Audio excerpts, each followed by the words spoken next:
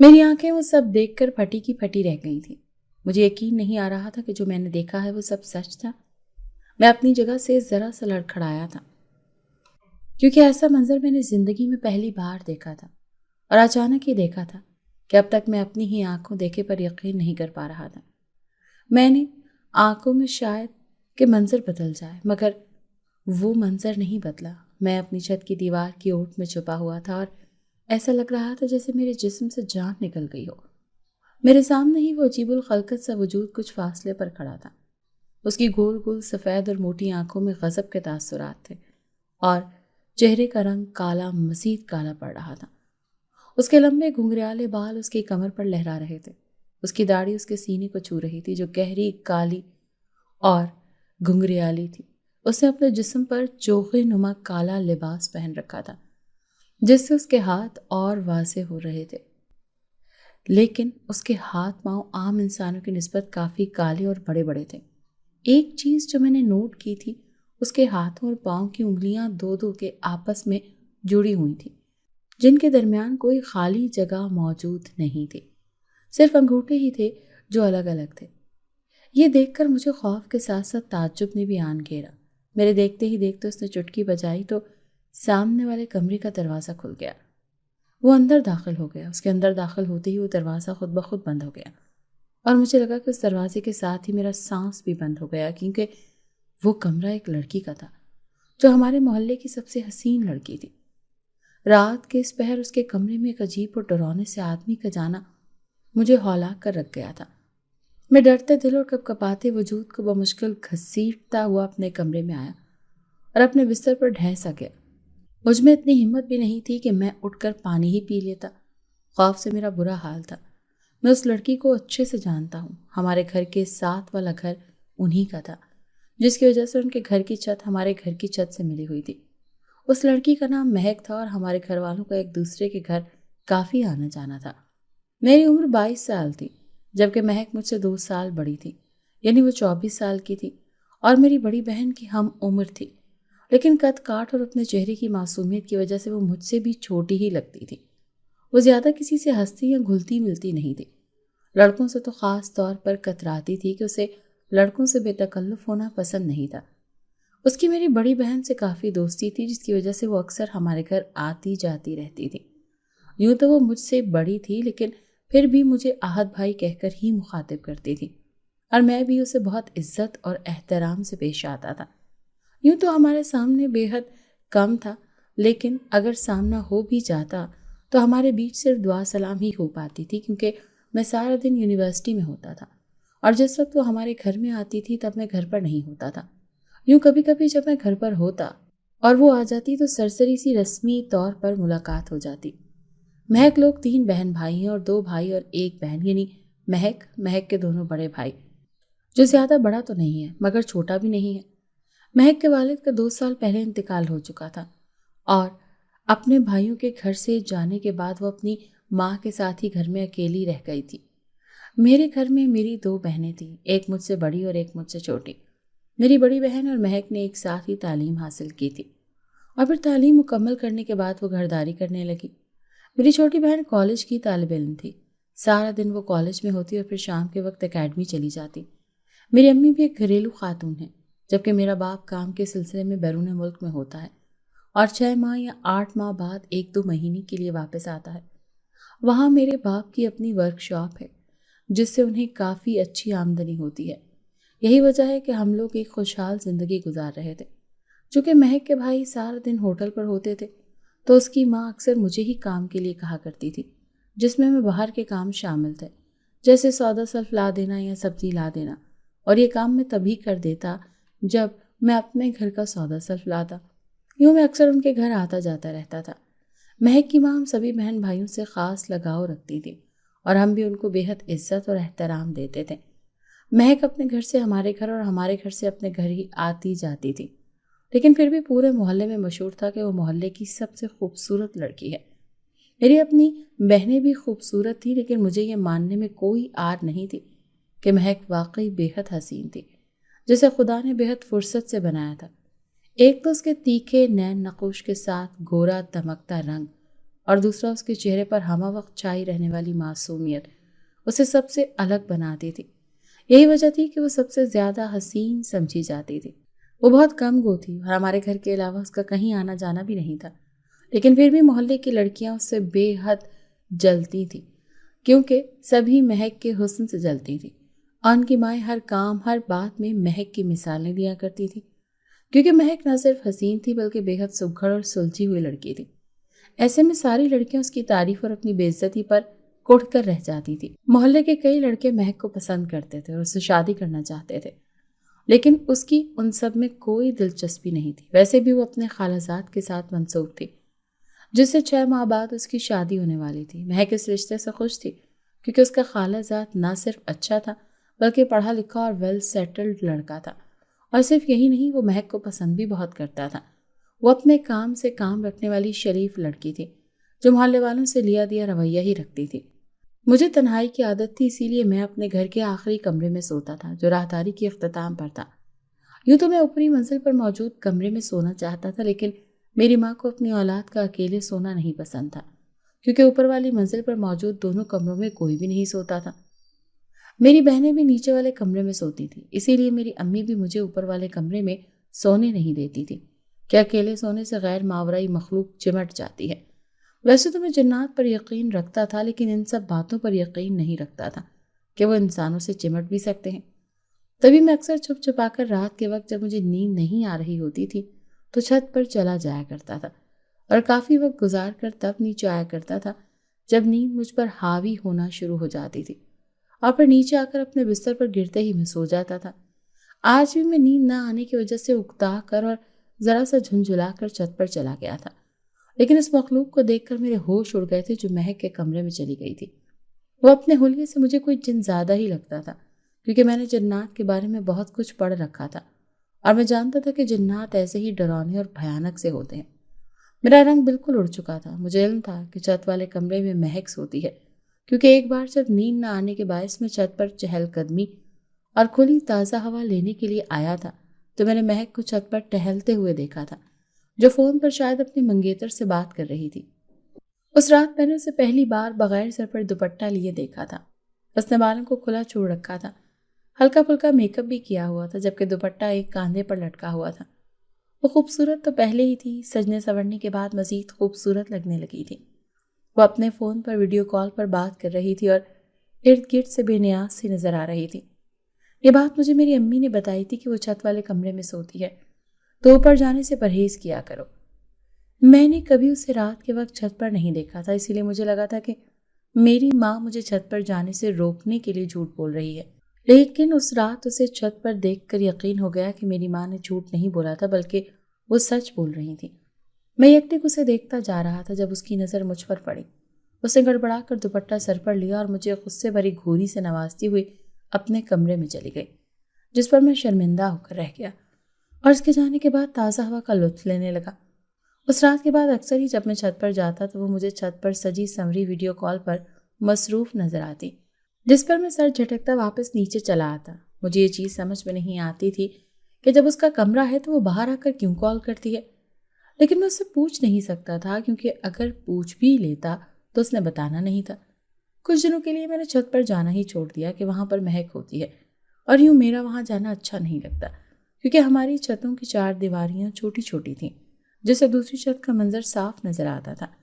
ایک ہفتے کے بعد آج میں چھت پر تازہ ہوا کھانے آ گیا تھا، کیونکہ نیچے بے حد گھٹن ہو رہی تھی اور لوڈ شیڈنگ بھی مسلسل ہو رہی تھی۔ لیکن آج چھت پر آنے کے بعد مجھے مہک کے بجائے وہ جن زیادہ نظر آیا تھا، جسے دیکھ کر میرے رونگٹے کھڑے ہو گئے تھے اور میں اس کے ڈر سے دیوار کی اوٹ میں چھپ گیا تھا۔ وہ جن زیادہ پہلے نہیں تھا بلکہ اچانک ہی نمودار ہوا تھا، اور وہاں ظاہر ہونے کے فوراً بعد مہک کے کمرے میں چلا گیا تھا۔ میں اپنے کمرے میں آنے کے بعد مہک کے بارے میں سوچ رہا تھا کہ نہ جانے وہ جن زیادہ اس کے ساتھ کیا کرے گا، کہیں وہ اسے کوئی نقصان نہ پہنچائے۔ یہی سوچ سوچ کر میری جان نکل رہی تھی۔ میں نے سوچا کہ اپنی امی کو بتاتا ہوں، لیکن پھر یہ سوال بھی آ رہا تھا کہ پتہ نہیں وہ میرا یقین بھی کریں گے یا نہیں۔ اسی سوچ نے میرے قدم روکے ہوئے تھے، اور پھر اسی سوچ کی مان کر میں تھک ہار کر لیٹ گیا کہ شاید وہ اسے کوئی نقصان نہ پہنچائے اور وہ جن زیادہ یہیں چھت پر ہی کہیں رہتا ہو۔ یہی سوچتا سوچتا میں گہری نیند میں اتر گیا अगली सुबह में जागा तो 7 बज चुके थे। देर से सोने की वजह से मेरा सर भारी हो रहा था। दिल कर रहा था कि फिर से सो जाऊं, लेकिन अचानक ही मेरे जहन में धमाका हुआ। मुझे रात का सारा मंजर याद आया कि कैसे मैं एक जनसादी को महक के कमरे में जाते हुए देखा था, लेकिन उसे बाहर आते नहीं देखा था। ना ही मैं महक के कमरे में उसे बचाने गया था, ना ही आकर अपनी माँ को इस बारे में कुछ बताया था। मैं महक के लिए परेशान होकर उठा और तेजी से बाहर की जानिब बढ़ता कि पता कर सकूं कि वो ठीक है या नहीं, मगर बाहर आते ही मेरे कदमों को ब्रेक लगी थी, क्योंकि सामने ही महक मेरी बड़ी बहन के साथ खुशगपियों में मसरूफ थी और बिल्कुल ठीक ठाक थी। मैं उसे जहाँ ठीक ठाक देखकर हैरान हुआ था, वहीं सुबह ही सुबह उसकी हमारे घर में मौजूदगी पर सवालिया नज़रों से अपनी बड़ी बहन को देखने लगा, जिससे मुझे पता है कि महक ने सुबह सुबह हलवा पूड़ी बनाई थी तो वही देने के लिए आई थी। महक मुझे देखकर चुप हो गई थी। तभी मैं भी अपनी बड़ी बहन को नाश्ता लगाने का कहकर यूनिवर्सिटी जाने के लिए तैयार होने चला गया, मगर मेरे जहन में वही जिन ज़्यादा घूम रहा था। जन्नात तो नुकसान पहुंचाते थे, फिर महक ठीक कैसे थी? बल्कि ऐसा लग ही नहीं रहा था कि वो खौफजदा थी। तैयार होकर मैं बाहर आया तो महक जा चुकी थी। मेरी बहन ने महक की लाई हुई हलवा पूरी मेरे सामने रख दी, जिसे मैं रग़बत से खाने लगा था, क्योंकि महक के हाथ में बेहद जायका था। नाश्ता करने के बाद मैं यूनिवर्सिटी चला गया था। सारा दिन लेक्चर्स लेने के दौरान मैं उसी जिनजादे और महक के बारे में सोचता उलझा रहा। मैं सब के बारे में पता लगाना चाहता था कि क्या महक उस जिनजात के बारे में जानती है या नहीं। यही सब सोचते घर आकर मैं रात को खाना खाने के बाद अम्मी को दिखाने के लिए कि मैं सो चुका हूँ अपने कमरे में चला आया। अपनी अम्मी के सोने का यकीन करके मैं बाहर निकला और उसी वक्त मैं छत पर चला आया जब मैंने महक के कमरे में उस जिनजाते को जाते हुए देखा था। मैं आज फिर दीवार की ओट में छुपकर उस महक के कमरे की तरफ देख रहा था। आज फिर महक सजी संवरी बाहर आई। काफ़ी देर वो फ़ोन पर बात करती रही और फिर अपने कमरे में चली गई। उसके जाने के कुछ देर के बाद वही जिनजादा नमूदार हुआ और कल की तरह महक के कमरे में चला गया। कुछ सोचकर मैंने अपनी छत की दीवार फलांगी और एहतियात से महक की छत पर उतरा। दबे कदमों आगे बढ़ते मेरा दिल जोर जोर से धड़क रहा था कि कहीं उस जिन को पता ही न चल जाए। महक के कमरे के करीब पहुंचकर मैंने कपकपाते हाथों से उसकी खिड़की को हल्का सा खोला और अंदर झांकने लगा, लेकिन अंदर का मंजर देखकर मेरा दिल खौफ से उछलकर हलक में आ अटका, क्योंकि सामने ही वो जिनजादा महक के बेड पर उसके पहलू में उसी की तरफ रुख करके बैठा हुआ था। यूं कि मुझे उस जिनजादे का आड़ा तिरछा रुख नजर आ रहा था। उसने एक हाथ महक के माथे पर रखा हुआ था, जबकि दूसरे हाथ में महक का दायां हाथ थामा हुआ था। महक की आंखें बंद थी, जिससे साफ वाज़ेह था कि वो उस जिन की मौजूदगी से नावाकिफ थी। महक का वजूद हल्का हल्का कपकपा रहा था, जैसे उसे ठंड लग रही हो। खिड़की की सलाखों से होता मेरा हाथ थोड़ा अंदर चला गया, लेकिन जैसे ही मेरा हाथ अंदर गया वैसे ही मैं चौंक उठा और उस जिनजादे की तरफ देखा जो अब ज़ेरे लब कुछ पढ़ रहा था। मैं चौंका इसलिए था कि बाहर की निस्बत अंदर बहुत ज़्यादा गर्मी थी, इतनी हफ्सी कि मुझे अपना हाथ पिघलता हुआ महसूस हो रहा था। मैंने अपने हाथ को देखा जिससे पसीना टपकने लगा था। मैंने तेजी से हाथ बाहर खींचा और घबराकर महक की तरफ देखा, जिसका चेहरा भी पसीने से भरा हुआ था। उसके वजूद को अब झटके लगना शुरू हो चुके थे, जिस पर मैं मजीद घबरा गया था। अचानक महक के जिस्म को एक जोरदार झटका लगा और वो उछलकर फिर से बिस्तर पर गिर गई। वो जिनजादा अपनी जगह से उठ खड़ा हुआ। मुझे लगा वो वहां से जाने लगा है। तभी मैं जल्दी से एहतियात से 90 तुले कदम उठाता दीवार कूदकर अपनी छत पर आ गया और दीवार की ओट पर छुपकर महक के कमरे की तरफ देखने लगा, जहां से वो जिनजादा बाहर आया था, और फिर महक के कमरे से कुछ फासले पर बड़े से गमले में लगे बेरी के दरख्त के करीब आकर गायब हो गया। मैंने उसे गायब होते देखकर रुख मोड़ा और दीवार से टेक लगाकर गहरे गहरे सांस भरने लगा। खौफ से मेरा बुरा हाल था, जिसकी वजह से मैं पसीने से शराबूर हो गया था। मुझे कुछ देर अपना सांस बहाल करने के बाद पसीना पहुंचता उठा और कपकपाते कदमों से नीचे की जाने पड़ा। नीचे आकर मैं इसी सब के बारे में सोचता रहा था। उस दिन के महक के कमरे में जाने और वो सब करने का मकसद मुझे समझ नहीं आया था। एक गुमान मुझे ये भी हो रहा था कि शायद वो जिन महक को चिमट गया है। वो हसीन भी तो बहुत थी और फिर सच संवर कर छत पर टहलती रहती थी, वो भी रात के वक्त, और वो जिन भी यही उस छत पर उस बेरी के दरख्त पर ही रहता था, तो यकीनन वो महक को देखता रहता होगा। तभी वो अब उसके पीछे पड़ गया था, जिसके बारे में महक को इल्म ही नहीं था। लेकिन मुझे ये समझ नहीं आया था कि वो जिनजादा महक के कमरे में उसका हाथ थाम कर क्या पढ़ रहा था। ایک اطمینان یہ بھی تھا کہ اس نے مہک کو کوئی نقصان نہیں پہنچایا تھا، لیکن اگر نقصان نہیں پہنچایا تھا تو پہنچا بھی تو سکتا تھا۔ میں نے سوچ لیا تھا کہ اپنی امی کو اس بارے میں سب کچھ بتا دوں گا۔ کل اتوار کی چھٹی تھی تو میں گھر پر ہی رہنے والا تھا، تبھی کل ہی میں نے اپنی امی سے اس بارے میں بات کرنے کا فیصلہ کر لیا تھا، اور یہ فیصلہ کرتے ہی میں اس جنزادے کے بارے میں سوچتا ہوا سو گیا تھا۔ اگلی صبح جب میں جاگا تو دن کے 10 بج رہے تھے۔ میری امی گھر پر نہیں تھی، بڑی اور چھوٹی دونوں بہنیں گھر پر ہی تھی۔ میں اپنی بڑی بہن سے امی کا پوچھا تو اس نے بتایا کہ وہ مہک کے گھر گئی ہیں۔ یہی سن کر میں سوچ میں پڑ گیا کہ یہی صحیح وقت تھا۔ میں نہ صرف اپنی ماں کو بلکہ مہک کی ماں کو بھی سب کچھ بتا سکتا تھا، جس سے وہ اس جنزادے کی مہک کو نقصان پہنچانے سے پہلے ہی اس کا سدباب کر سکتی تھی۔ میں تیزی سے ناشتہ کیے بغیر باہر کی جانب بڑھا۔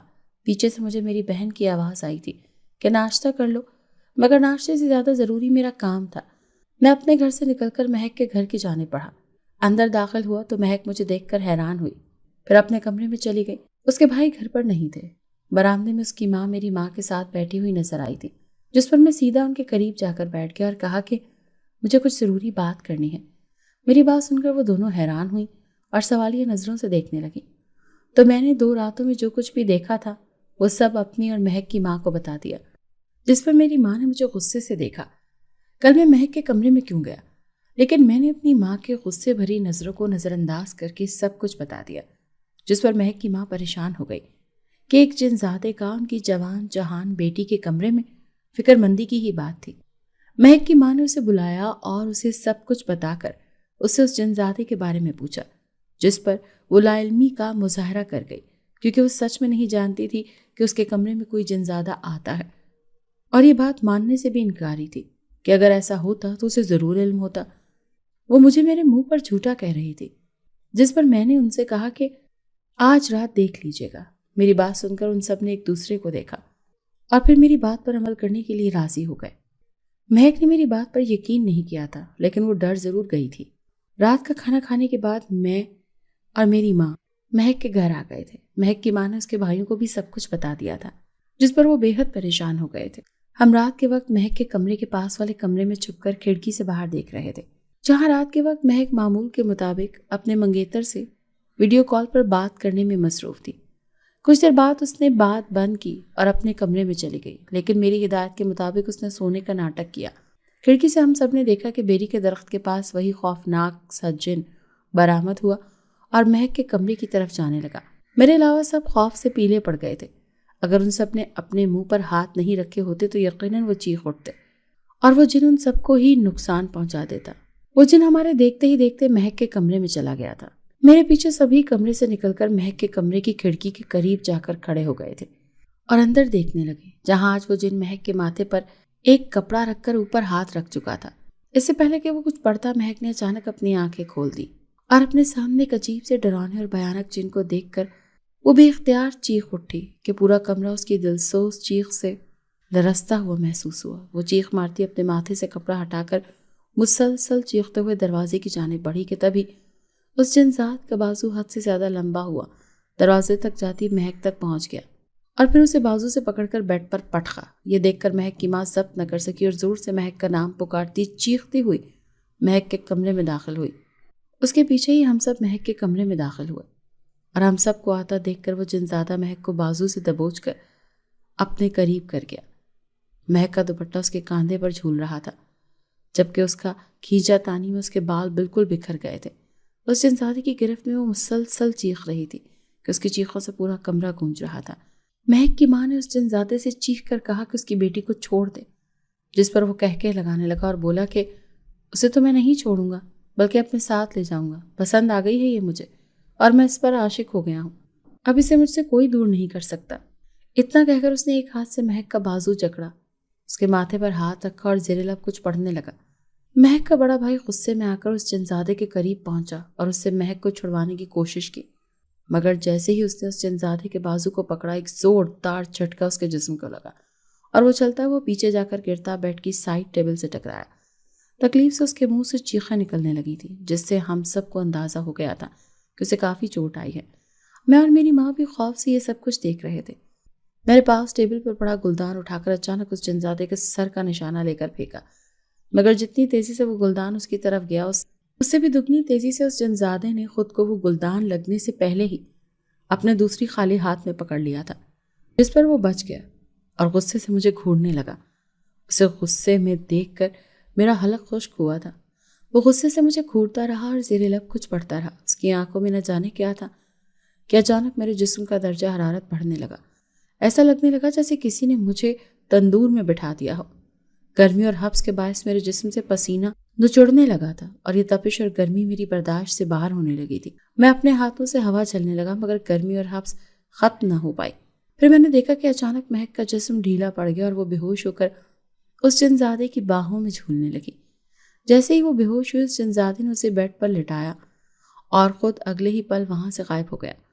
اس جنزادے کے غائب ہوتے ہی سب کچھ نارمل اپنی حالت میں واپس آ گیا تھا، جس پر میں نے سکون کا سانس لیا۔ مہک کی ماں اور میری ماں مہک کو ہوش دلانے کی کوشش کرنے لگی، جبکہ میں نے اور مہک کے چھوٹے بھائی نے مہک کے بڑے بھائی کو اٹھا کر صوفے پر بٹھایا۔ چھوٹا بھائی مرہم لے کر آیا جو میں نے اس کے بڑے بھائی کی کمر پر لگائی، جہاں کافی گہری چوٹ آ چکی تھی۔ مہک کی ماں کی کافی کوششوں کے بعد بھی مہک کو ہوش نہیں آیا تھا، جس پر وہ سب گھبرا گئے تھے۔ اتنی رات کو اسے اسپتال میں نہیں لے جا سکتے تھے، تبھی وہ آیتیں پڑھ پڑھ کر اس پر دم کرنے لگے۔ میری ماں نے مجھے جلد ہی گھر بھیج دیا کہ بہنیں گھر پر اکیلی ہیں۔ میں سر ہلاتا گھر چلا آیا، ساتھ ہی ساتھ جو آج ہوا اس کے بارے میں سوچ رہا تھا۔ میں نے سنا تھا کہ جو لڑکیاں خوشبو لگا کر تیار ہو کر بغیر دوپٹے کے باہر ویرانے میں تنہا نکلتی ہیں، ان پر جن عاشق ہو جاتے ہیں اور ان کی جان نہیں چھوڑتے بلکہ بری طرح پیچھے پڑ جاتے ہیں۔ اور میں نے خود اپنی آنکھوں سے مہک کو تیار ہو کر اندھیرے میں تنہا اپنے گھر کی چھت پر کافی دیر تک ٹہلتے ہوئے دیکھا تھا، اور وہ جنزادہ بھی ان کی چھت پر موجود بیری کے درخت پر رہتا تھا، تو یقیناً وہ مہک کی خوبصورتی پر عاشق ہو گیا ہوگا۔ وہ تھی بھی تو اتنی حسین۔ کافی دیر تک میں اس سب کے بارے میں سوچتا رہا۔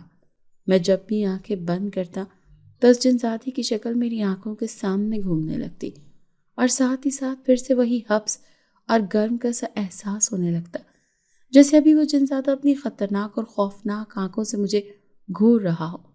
میں جھٹ سے آنکھیں کھول کر اپنے کمرے میں نگاہ دوڑا کر ادھر ادھر دیکھتا، مگر اس جنزادے کو کہیں نہ پا کر سکون کا سانس بھرتا۔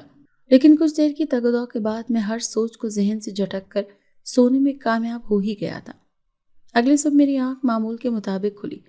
میں فریش ہو کر اور تیار ہو کر بیگ تھامتا باہر آیا تو دیکھا کہ امی اب تک گھر پر نہیں آئی تھی۔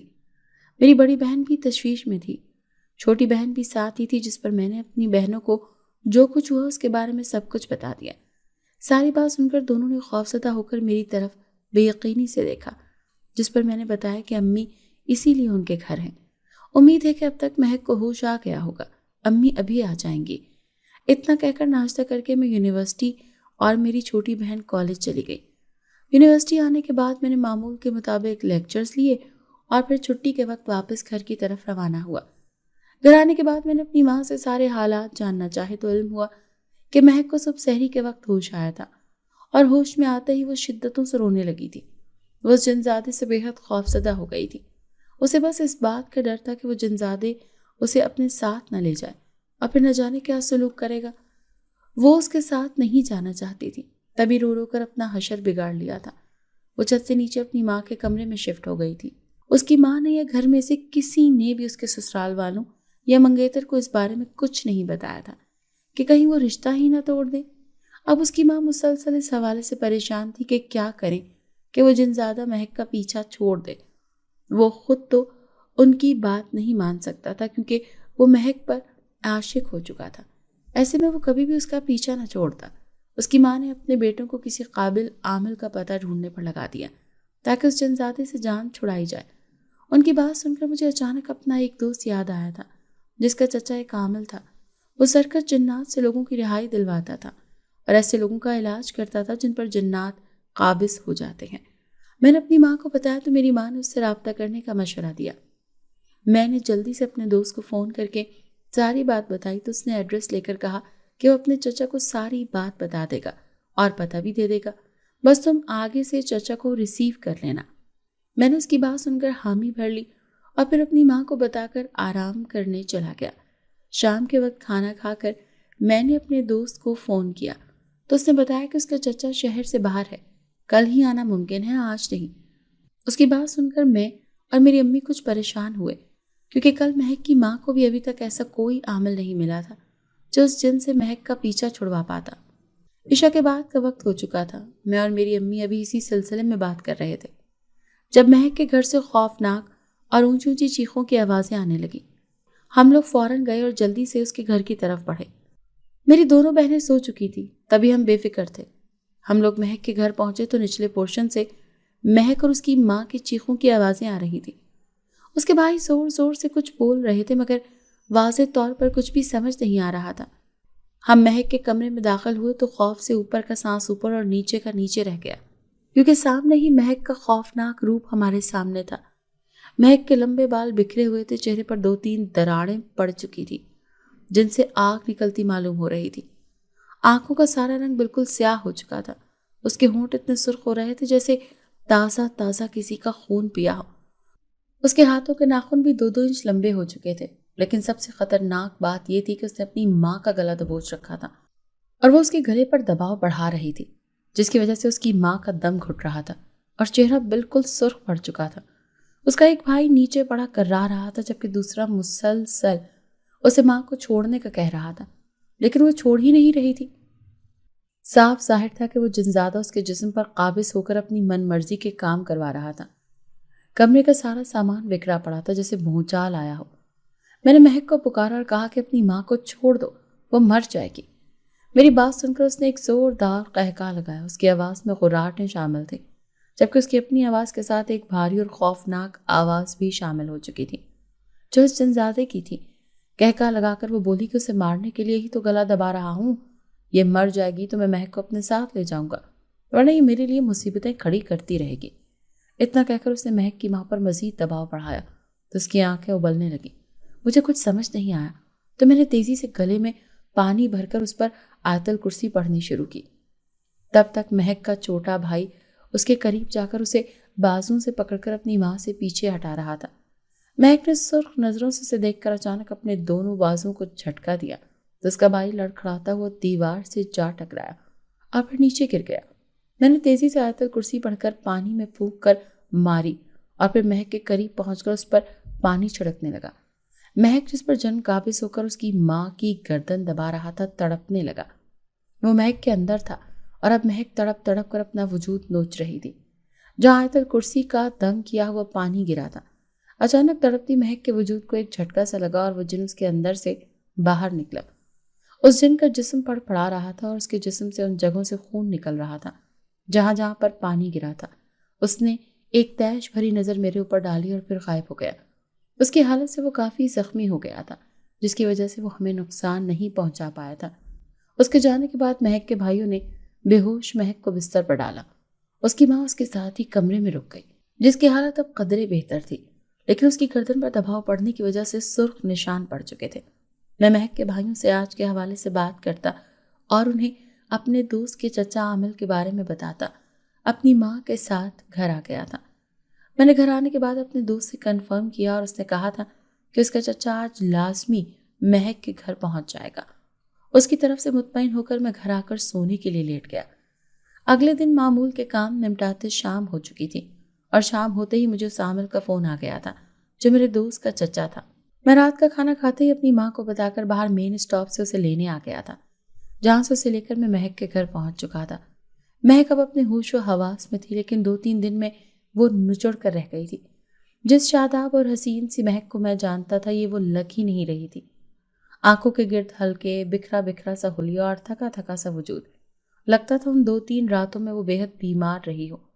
वो पहले जितनी हसीन थी अब उतनी ही मुरझा कर रह गई थी। एक तो उस जिनजादे का खौफ और फिर जिन का उसके जिस्म पर काबिज होना, ये सब देखकर कोई भी नॉर्मल इंसान नॉर्मल नहीं रह पाता। कुछ ना कुछ तो मनफी असर उस पर पड़ता ही है। इशा की नमाज के बाद उस आमिल ने अपना अमल शुरू किया था।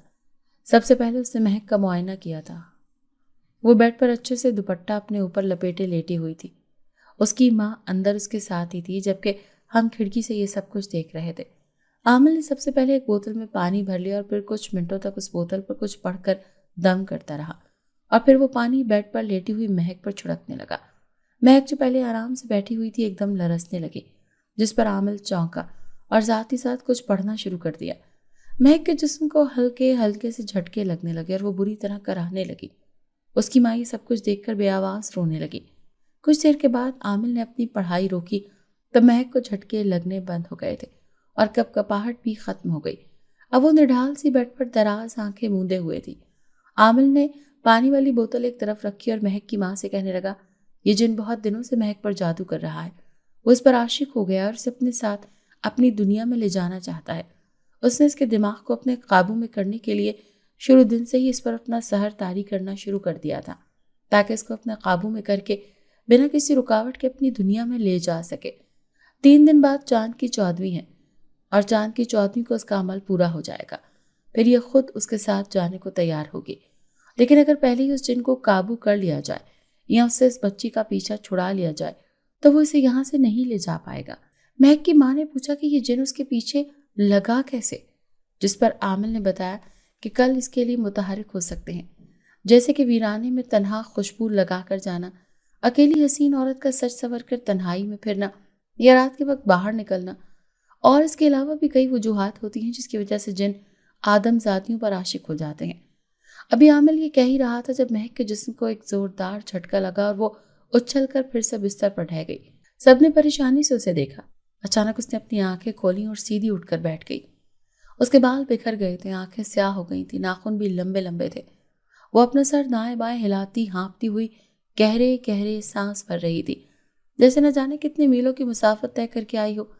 अचानक वो उछलकर बेड से नीचे उतरी और बाहर की जाने भागने लगी।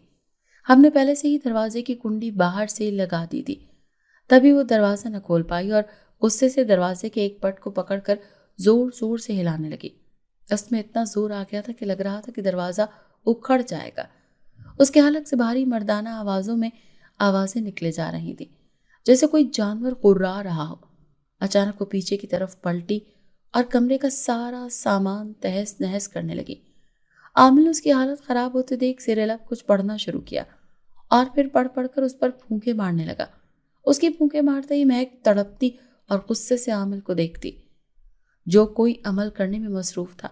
महक तेजी से उसकी तरफ बढ़ी और उसे उठाकर जमीन पर पटक दिया, जिस पर वो आमिल कर्राह कर रह गया, जबकि महक की माँ की चीखें निकल गई। महक ने यहीं पर बस नहीं किया, बल्कि उस आमिल को बार बार जमीन पर पटकने लगी, जिससे पूरा कमरा उस आमिल की चीखों से गूंज उठा था। उस आमिल का सर बार बार जमीन से टकराने से फट चुका था, जिससे अब खून निकल रहा था। अचानक महक उस खून को देखकर रुक गई और फिर आमिल के सर से बहता खून पीने लगी। ये देखकर हम सबकी आंखें फैल गईं। वो आमिल अब बेजान हो रहा था। अचानक महक की माँ ने खिड़की का रॉड उतारा, जिसमें खिड़की का पर्दा लटक रहा था। वो पर्दा उतारकर उसे मजबूती से वो रॉड पकड़ा और जाकर महक की कमर पर दे मारा। महक जोर से धाड़ कर उठी। चोट महक को लगी थी, लेकिन तकलीफ महक के अंदर काबिज जिन को हुई थी, क्योंकि इस वक्त महक अपने होशो हवास में नहीं थी।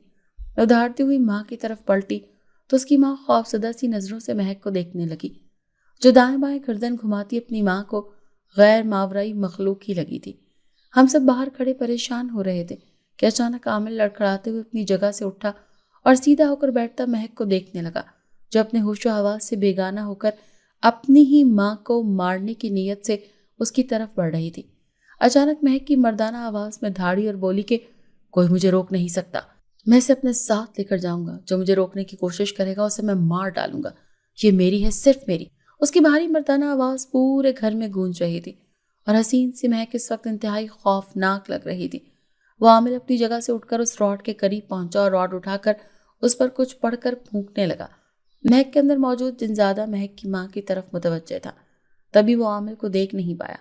तकरीबन 2 मिनट बाद आमिल वो रॉड उठाकर महक के जाने पड़ा और पूरे जोर से महक की कमर पर रसीद किया, जिसकी तकलीफ की शिद्दत से महक के अंदर मौजूद जिन बिलबिला उठा। आमिल ने एक और बार रॉड उसकी कमर पर दे मारा तो वो ऊंची आवाज में चीखने लगा। कहते हैं कि जिन्नात मार से डरते हैं, तभी वो आमिल उसे मार रहा था। चोट भले ही महक को लग रही थी, लेकिन दर्द उस जिन को हो रहा था जो उस पर काबिज होकर बैठा हुआ था। वो बार बार उस जिन को मारता रहा और पूरे घर में उसकी चीखें गूंजती रही। चूंकि आमिल ने रॉड पर कुछ पढ़ा था, तभी उसे तकलीफ ज्यादा हो रही थी। अब वो नीचे जमीन पर गिरा और तड़प रहा था और आमिल को मार रोकने को कह रहा था, मगर आमिल रुक नहीं रहा था। इसके बाद हमने अजीब सा मंजर देखा। اچانک مہک کا منہ کھل گیا اور وہ جنزادہ گھنے دھوئیں اور بادلوں کی مانند مہک کے منہ سے نمودار ہونے لگا۔ وہ دھواں بادلوں اور بلبلوں کی صورت میں تھا اور اب مہک کے کھلے ہوئے منہ سے نکل کر آدھا ہوا میں معلق ہو گیا تھا، جبکہ آدھا مہک کے اندر ہی تھا۔ باہر نکلتے ہوئے دھوئیں سے اس کے سینے تک کا وجود ظاہر ہو گیا تھا اور وہ غصے سے عامل سے کہہ رہا تھا کہ یہ میری ہے، مجھے اسے لے جانے تو، ورنہ میں اسے چھوڑوں گا نہیں۔ عامل نے ایک اور وار اس کی کھوپڑی پر کیا تو وہ بل بلا کر پورا کا پورا مہک کے منہ کے اندر سے باہر نکل آیا۔ مہک چکرا کر نیچے گرتی بے ہوش ہو گئی تھی، جبکہ وہ جنزادہ نیچے گرا اور تڑپ رہا تھا۔ عامل نے آگے بڑھ کر ایک شیشی کھولی اور اس کے پاس رکھی تو وہ خوف سے نفی میں سر ہلانے لگا اور عامل سے معافی مانگنے لگا، لیکن عامل نے اسے نظر انداز کر کے اس کے دونوں آنکھوں پر ہاتھ رکھا اور زیر لب کچھ پڑھنا شروع کیا۔ کچھ ہی دیر میں وہ جن دھوئیں میں تحلیل ہوتا شیشی میں قید ہو گیا تھا۔ پورے کمرے میں اس کی چیخ و پکار جاری تھی اور اب وہ بوتل میں کھڑا بوتل کو دھکے مار رہا تھا تاکہ باہر نکل سکے، مگر ہر بار ناکام ہو رہا تھا۔ اس کے قید ہوتے ہی ہم اندر چلے گئے۔ مہک کے بھائی نے اسے بیڈ پر لٹایا اور عامل کا شکریہ ادا کیا، جس پر اس نے سر کو خم کرتے ہوئے ایک تعویذ دیا کہ مہک کو پہنا دیں۔ اس کے بعد وہ چلا گیا تو مہک کے بھائیوں اور ماں نے میرا شکریہ ادا کیا، جس پر میں یہ کہتا ہوا گھر آ گیا کہ یہ میرا فرض تھا۔ گھر آ کر میں نے ساری تفصیل اپنی ماں کو بتائی تو وہ بھی پرسکون ہو گئی کہ بچی بچ گئی۔ مہک اب ٹھیک ہو چکی تھی اور اب اس نے عہد کیا تھا کہ وہ کبھی بے پردہ ہو کر یا سچ سنور کر گھر سے نہیں نکلے گی اور حتی الامکان ایسی کوشش کرے گی جس سے وہ جنات سے بچ سکے۔ اس کے زخم جلد ہی بھر گئے تھے، ہمارے گھر میں وہ اب کم ہی آتی تھی۔ کچھ ہی عرصے میں اس کی شادی ہو گئی تھی اور وہ بیاہ کر اپنے سسرال چلی گئی۔